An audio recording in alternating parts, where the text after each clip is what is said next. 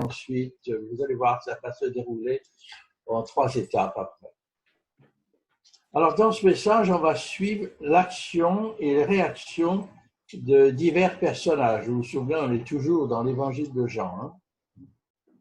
Alors, on a laissé vendredi notre Seigneur mort sur la croix et 2 hommes se sont chargés de l'ensevelir dignement dans un tombeau neuf, car les disciples, l'équipe qui avait accompagné le Seigneur a disparu, elle s'est volatilisée, ils sont traumatisés par la mort du Maître.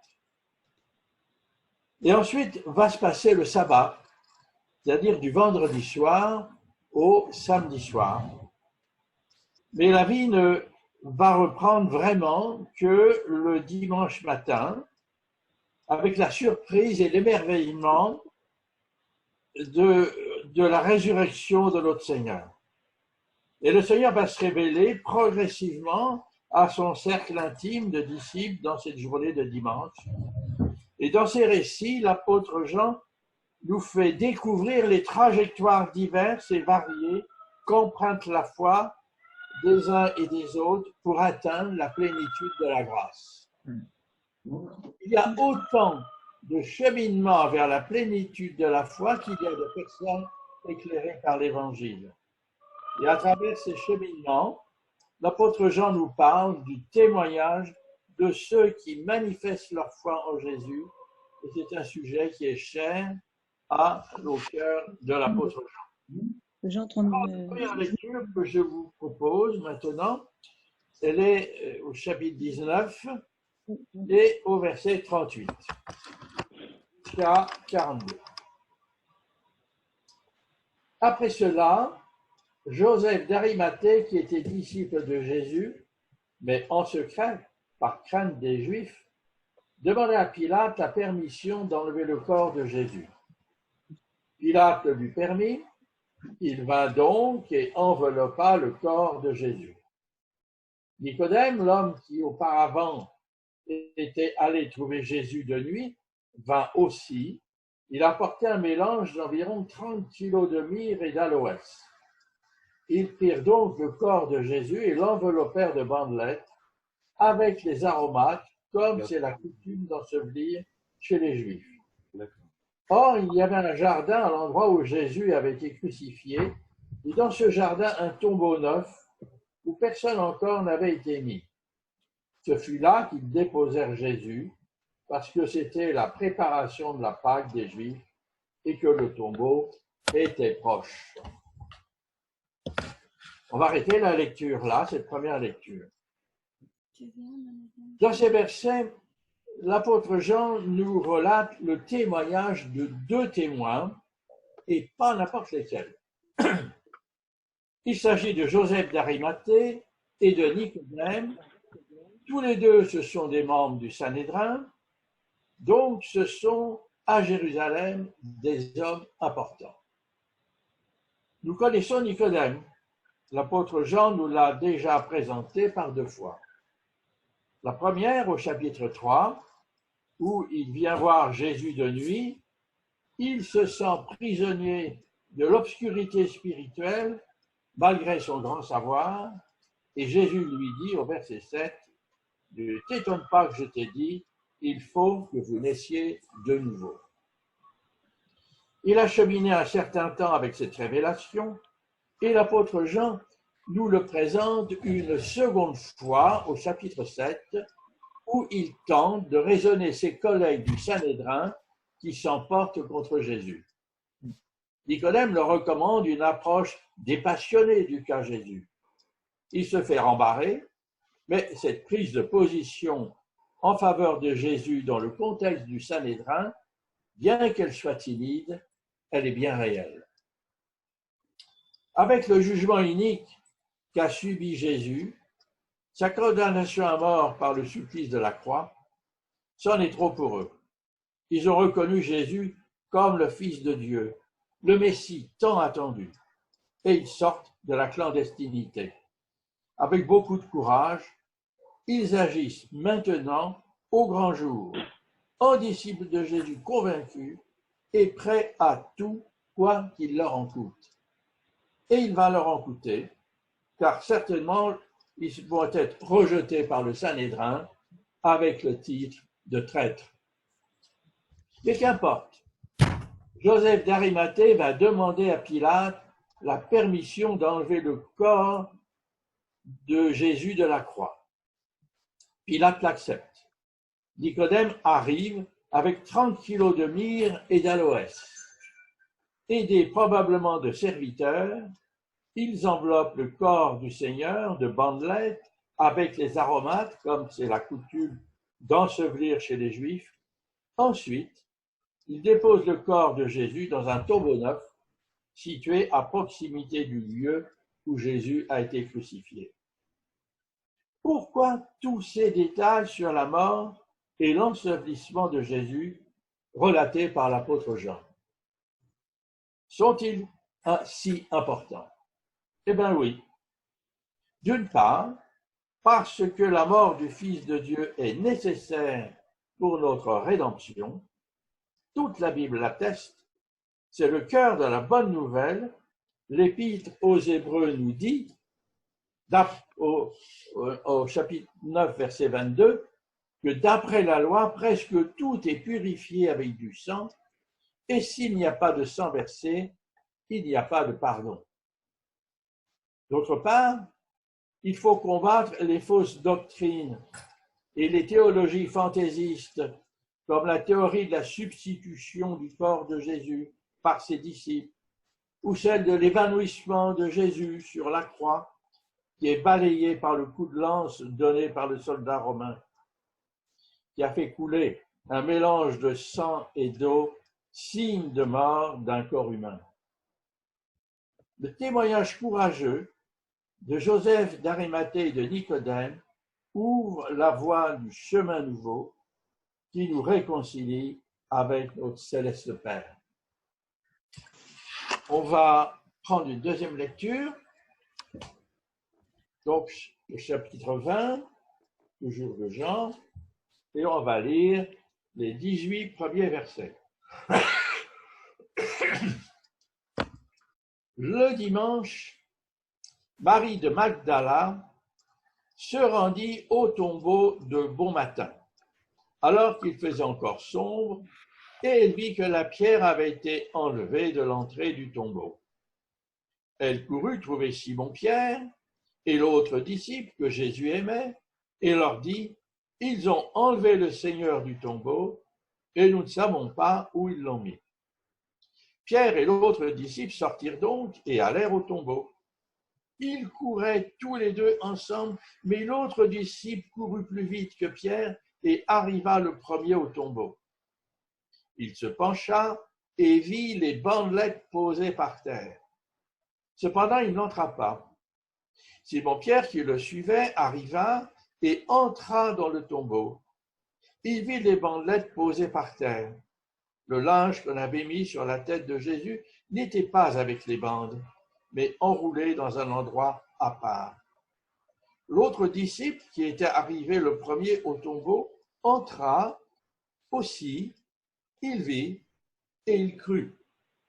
En effet, il n'avait pas encore compris que d'après l'Écriture, Jésus devait ressusciter. Ensuite, les disciples repartirent chez eux. Cependant, Marie se tenait dehors, près du tombeau, et pleurait. Tout en pleurant, elle se pencha pour regarder dans le tombeau. Et elle vit deux anges habillés de blanc, assis à la place où avait été couché le corps de Jésus, l'un à la tête et l'autre aux pieds. Ils lui dirent, « Femme, pourquoi pleures-tu » Elle leur répondit, « Parce qu'ils ont enlevé mon Seigneur et je ne sais pas où ils l'ont mis. » En disant cela, elle se retourna et vit Jésus debout, mais elle ne savait pas que c'était lui. Jésus lui dit, « Femme, pourquoi pleures-tu? Qui cherches-tu » Pensant que c'était le jardinier, elle lui dit, « Seigneur, si c'est toi qui l'as emporté, dis-moi où tu l'as mis, et j'irai le prendre. » Jésus lui dit, « Marie. » Elle se retourna et lui dit en hébreu, « Rabouni », c'est-à-dire maître. Et Jésus lui dit, ne retiens pas, car je ne suis pas encore monté vers mon Père, mais va trouver mes frères et dis-leur que je monte vers mon Père et votre Père, vers mon Dieu et votre Dieu. Et Marie de Magdala alla annoncer aux disciples qu'elle avait vu le Seigneur et qu'il lui avait dit cela. Dans cette scène, nous voyons Marie Magdala, qui est la première à venir au tombeau le dimanche matin. Elle voit que la pierre avait été enlevée de l'entrée du tombeau. Elle ne va pas plus loin, revient en arrière et court trouver Pierre et Jean et leur dit « Ils ont enlevé le Seigneur du tombeau et nous ne savons pas où ils l'ont mis. » Information surprenante et inquiétante à la fois, qui fait courir Pierre et Jean jusqu'au tombeau. Jean arrive le premier et voit que la pierre est bien roulée de l'entrée du tombeau et que le tombeau est bien ouvert. Il se penche et voit les bandelettes posées par terre. Il n'entre pas.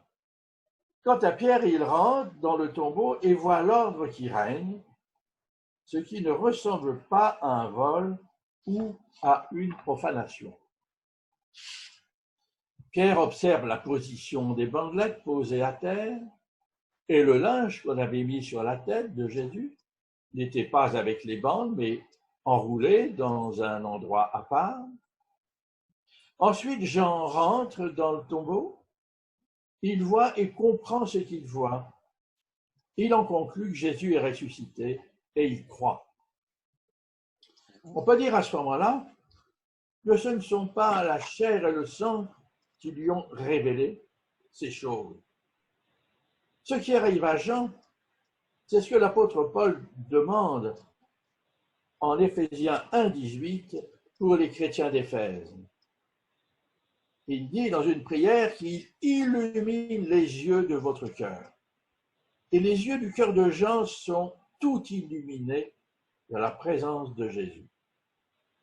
Jean et sans doute Pierre comprennent le message du tombeau ouvert et des bandelettes. Personne n'est venu dépouiller le Seigneur de son linceul. C'est lui qui a laissé les bandelettes et les aromates et les a laissés sur place. Jésus est ressuscité. Maintenant, ils sont convaincus que la mort n'a pas pu retenir le Maître et c'est la grande bonne nouvelle qui sera annoncée partout dans le monde jusqu'à aujourd'hui. Revenons à la scène décrite par Jean. Peu après, Marie de Magdala revient au tombeau. Elle se tient près du tombeau et pleure. Finalement, elle se penche et regarde dans le tombeau. Et elle voit deux anges habillés de blanc, assis à la place où avait été couché le corps de Jésus, l'un à la tête, l'autre aux pieds. Cette présence des deux anges ne lui parle pas. À leur question, pourquoi pleures-tu? Elle ne réagit pas. Elle est dans un raisonnement qui l'empêche de voir avec son cœur la scène du tombeau vide et des deux anges. Pour elle, on a enlevé mon Seigneur et je ne sais pas où ils l'ont mis. En répondant cela aux anges, elle se retourne et voit Jésus debout. Elle ne le reconnaît pas. Elle le prend pour le jardinier. Elle est prisonnière de sa logique, de son imagination et de ses craintes. Elle est comme dit Job en Job 3,25. Ce dont j'ai peur, c'est ce qui m'arrive. Ce que je redoute, c'est ce qui m'atteint. En effet, si nous mettons notre imagination au service de nos craintes, et c'est ce que fait Marie de Magdala, nos peurs s'amplifient et nous rendent invisible la vérité.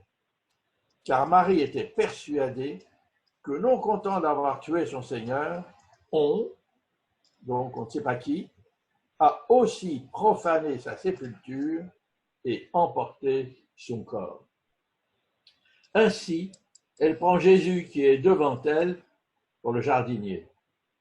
et il faut qu'il l'appelle par son nom pour que la bulle imaginaire dans laquelle elle est enfermée éclate.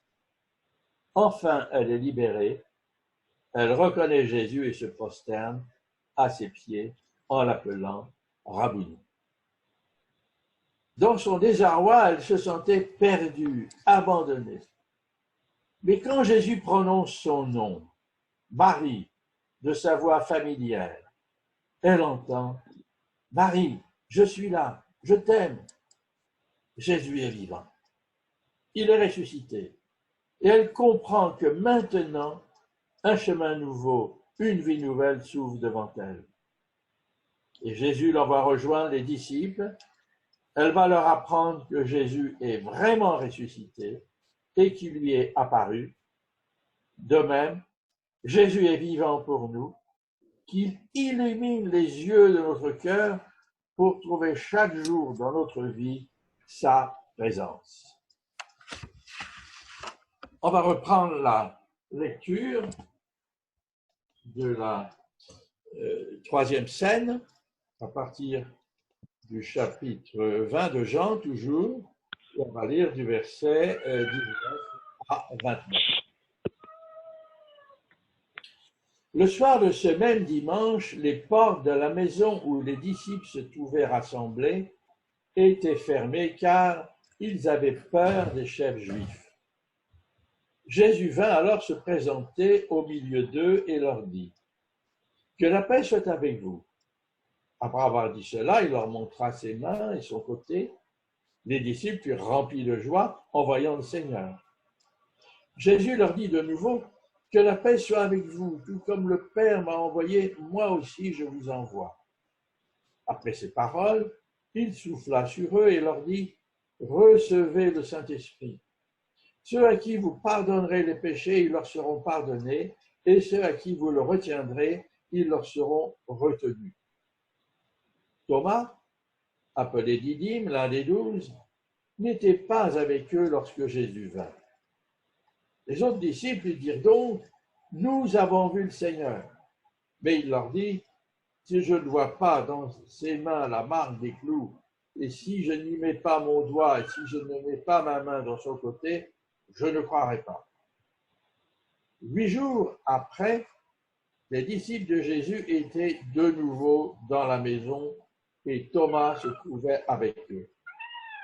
Jésus vint alors, que les portes étaient fermées, se tint au milieu d'eux et dit « Que la paix soit avec vous. » Puis il dit à Thomas « Avance ton doigt ici, regarde mes mains. Avance aussi ta main et mets-la dans mon côté. Ne sois pas incrédule, mais crois. » Thomas lui répondit « Mon Seigneur et mon Dieu. » Jésus lui dit « Parce que tu m'as vu, tu as cru. Heureux ceux qui n'ont pas vu et qui ont cru. » La scène que nous venons de lire que nous présente l'apôtre Jean nous montre les disciples réunis le soir de ce dimanche mémorable du jour de la résurrection de notre Seigneur. Ils sont 10, car Thomas n'est pas là. Pierre et Jean doivent raconter en détail ce qu'ils ont vu le matin en allant au tombeau. Marie de Magdala, qui a vu le Seigneur, leur a certainement relaté en détail sa rencontre avec le Seigneur ressuscité. Mais elle est si fantasque qu'elle ne les convainc pas. Jean et Pierre croient que Jésus est ressuscité. Ils ont vu le tombeau vide avec les linges funéraires bien rangés.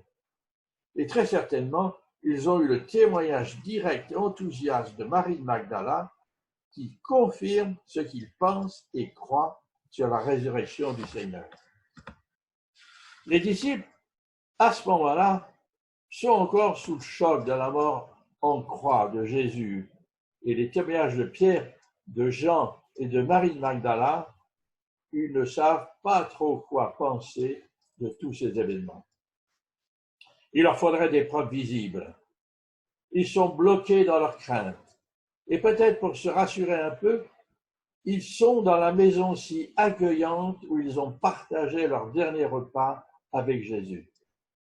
Ils craignent aussi, en tant que disciples reconnus de Jésus, ce qui peut leur arriver maintenant, être arrêtés, fouettés et peut-être finir comme Jésus sur une croix. Alors, ils ont soigneusement verrouillé la porte de la maison où ils sont réunis et, en fait, ils se sentent perdus et ils ne savent pas trop quoi faire maintenant que le maître n'est plus là. C'est peut-être leur dernière rencontre avant leur dispersion. Thomas manque déjà. Ceux qui sont présents évaluent certainement une situation où ils ne voient pas de perspective. Le maître manque cruellement, ils n'ont plus de guide, ils se sentent perdus. Et tout d'un coup, sans passer par la porte ni s'annoncer, Jésus se présente au milieu d'eux et naturellement, il reprend sa place au milieu d'eux. Jésus leur dit que la paix soit avec vous. Et pour que dans leur grand trouble, les disciples ne le prennent pas pour une apparition, Jésus leur montre ses mains et son côté. C'est bien lui, c'est Jésus ressuscité qui se tient au milieu d'eux. Et cette venue du Seigneur par-delà la mort est tellement étonnante et surprenante que Luc, dans son évangile, rapporte pour que certains des disciples arrêtent de douter, car certains prenaient Jésus pour un esprit, et Jésus leur demande quelque chose à manger, car les esprits ne mangent pas, car ils n'ont pas de corps physique. Jésus, notre Seigneur, c'est avec son corps martyrisé sur la croix qu'il est ressuscité. Alors quand tous les doutes sont dissipés du cœur des disciples, c'est la joie. Une joie intense et immense, comme quand nous sommes libérés d'un très très mauvais cauchemar. Une fois les émotions calmées, notre Seigneur peut leur annoncer la mission pour laquelle ils ont été préparés. Et au verset 21, Jésus leur dit de nouveau que la paix soit avec vous, tout comme le Père m'a envoyé, moi aussi je vous envoie. Ensuite, Jésus souffle sur eux et leur dit, recevez le Saint-Esprit. C'est un signe que le Seigneur leur donne, car les disciples recevront le Saint-Esprit le jour de la Pentecôte, comme tous les autres disciples dans la chambre haute. Le Seigneur leur donne ce signe le jour de sa résurrection, comme pour leur dire que la mission qu'il va leur confier et pour laquelle ils ont été préparés est bien au-dessus de leur capacité et de leur force, et que pour la réaliser, ils auront besoin du ministère du Saint-Esprit qui va venir maintenant qu'il s'en va. Car leur mission est céleste. Jésus leur dit clairement au verset 23, « Ceux à qui vous pardonnerez les péchés, ils leur seront pardonnés, et ceux à qui vous le retiendrez, ils leur seront retenus. » Le pardon des péchés n'est pas une mission humaine, mais céleste.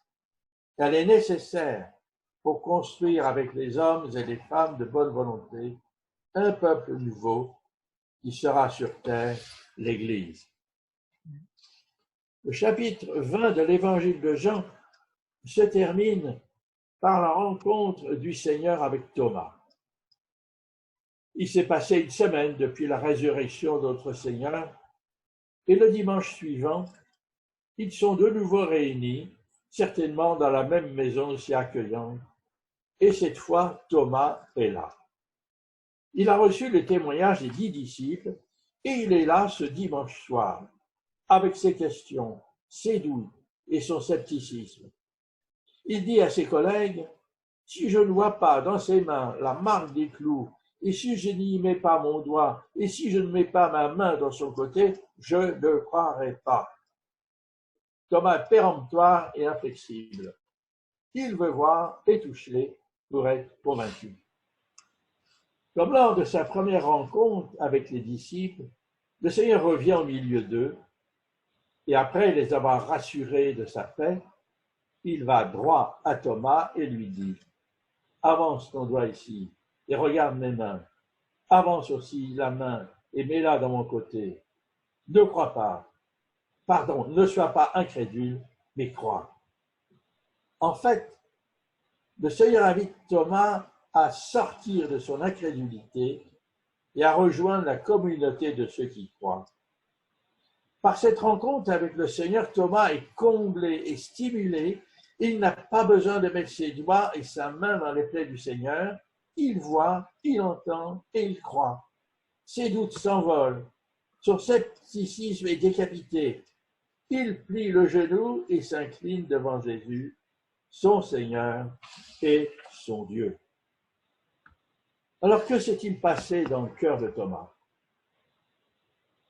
En regardant les plaies aux mains et aux côtés de Jésus, Thomas voit plus que les stigmates du crucifié.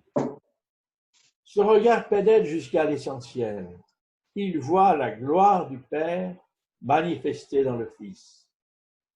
Thomas fait ici l'expérience dont parle Jean dans le prologue de son évangile, quand il écrit « Nous avons contemplé sa gloire, une gloire comme celle du Fils unique venu du Père. » Car personne n'a jamais vu Dieu. Dieu le Fils unique, qui est dans l'intimité du Père, est celui qui nous l'a fait connaître. Et c'est Thomas qui, le premier des disciples, a senti la pleine force et l'éblouissement de cette révélation en contemplant Jésus ressuscité. L'apôtre Jean a écrit son évangile pour que nous croyions que le Christ, le Fils de Dieu, c'est Jésus.